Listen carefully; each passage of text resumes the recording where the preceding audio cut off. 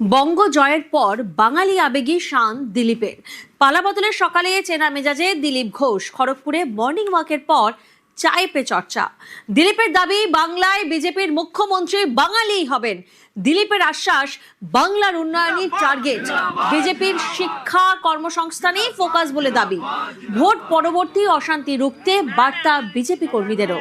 পালাবদলের সকালে দিলীপের বুলডোজার সওয়াল। কিরকম পরিবর্তন হবে আগামী বাংলা? ভালোর দিকেই যাবে নিঃসন্দেহে। মানুষ যেটা আশা করেছে এতদিন এবং ভরসা করেছে মোদিজির উপরে, তো পরিবর্তন হবে। জেতার পর দিল্লির নেতাদের সঙ্গে অবশ্যই কথা হয়েছে। আজকে আমার সঙ্গে কারো কোনো কথা হয় না ভাই, আমি জনতার সঙ্গে কথা বলি।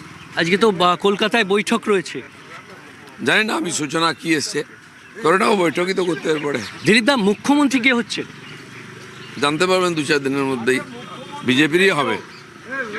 বাঙালি হবে? হ্যাঁ, বাঙালি হবে।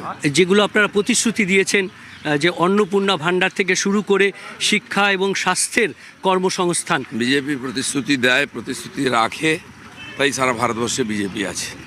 যারা রাখে না তারা ইতিহাসে চলে যায়।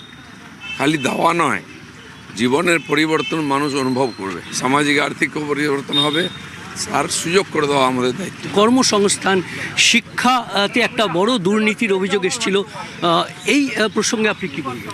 এই প্রত্যেকটি বিষয় জ্বলন্ত সমস্যা। সরকার সমস্ত বিষয় নিয়ে চিন্তাভাবনা করবে, মাননীয় অমিত শাহ বলে গেছেন। তো সব সমস্যার সমাধানের রাস্তা বার করা হবে, সময় লাগবে, আস্তে আস্তে হবে সবই। কারণ কি, বহু বছর ধরে সমস্যার সমাধান না করে সমস্যা তৈরি করা হচ্ছে।